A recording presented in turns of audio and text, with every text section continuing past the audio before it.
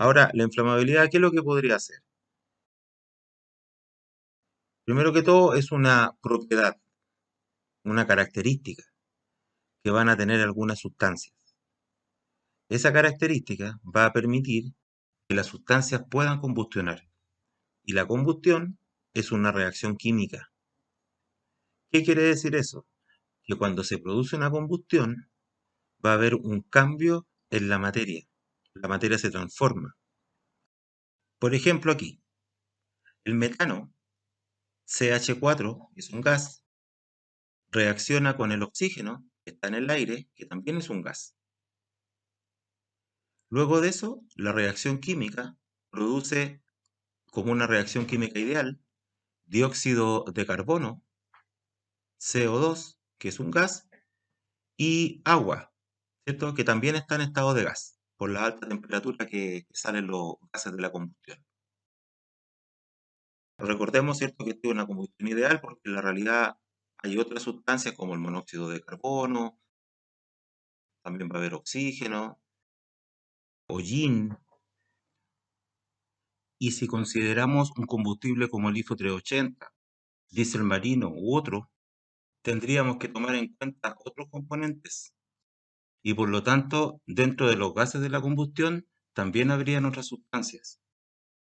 Sin embargo, eso lo vamos a estudiar en otro video, pero esta es una reacción química, en donde se habla de la transformación de la materia, es decir, el metano y el oxígeno dejan de existir y posteriormente se transforman en dióxido de carbono, agua y las otras sustancias que forman parte de los gases de la combustión.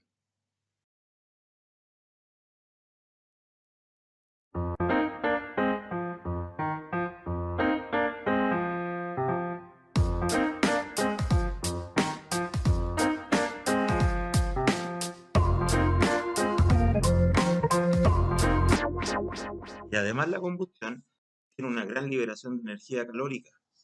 Es una reacción exotérmica.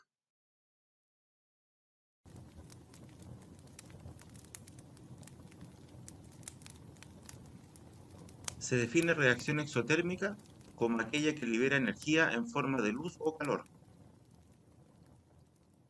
La reacción química de combustión es una reacción exotérmica, pero no es el único caso.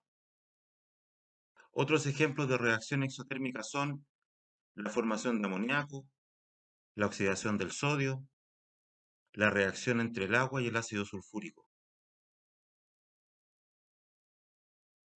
Ahora, ¿cuánto calor libera? Para eso se usa un concepto llamado poder calorífico, el cual se define como la energía calórica que una sustancia o un combustible libera al momento de oxidarse de forma completa.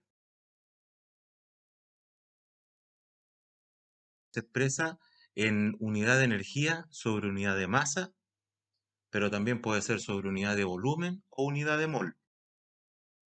La tabla que ven ustedes ahí muestra ejemplos de poder calorífico expresado en megajoule sobre kilogramo, es decir, unidad de energía sobre unidad de masa. En este caso se muestra el poder calorífico inferior, que es el más común a usar en las especificaciones de los combustibles. También existe otro que se llama poder calorífico superior. El poder calorífico inferior no está considerando el calor que el agua tiene para que esté en estado de gas o de vapor. Cuando los gases de la combustión salen, por ejemplo, a través de una chimenea, ellos llegan al medio ambiente y ahí empieza a haber transferencia de calor, en donde estos gases de combustión que están más calientes entregan su calor o se transfiere en realidad el calor al medio ambiente.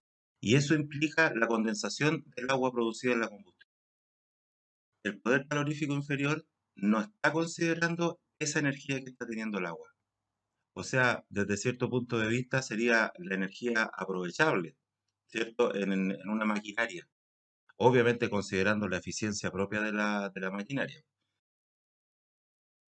Esa sería la situación. No considera el calor que estaría llevándose el agua, ya que se encuentra en estado de vapor. Ya hay en realidad en estado gaseoso, por la temperatura en que se encuentra.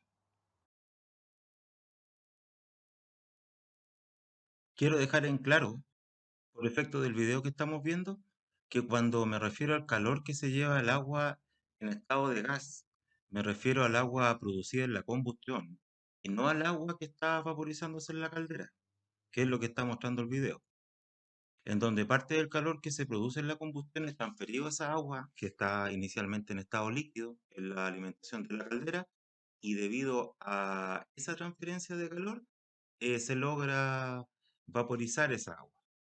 Por lo tanto, cuando se combustiona una sustancia, libera energía, y esa energía se denomina poder calorífico. Cuando sea liberado, se producirá una rápida y elevada transferencia de energía calórica, lo que implica, obviamente, un alto riesgo. Y es allí donde uno comienza a hablar de la inflamabilidad, en donde entra en juego el riesgo.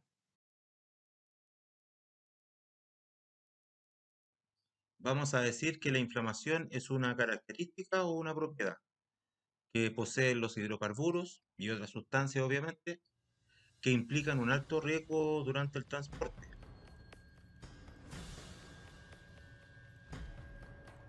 Yo pienso que la inflamabilidad es el mayor peligro que existe durante el transporte marítimo, o al menos uno de los mayores, porque no es el único, ¿cierto? Existen otros peligros, pero es un importante peligro.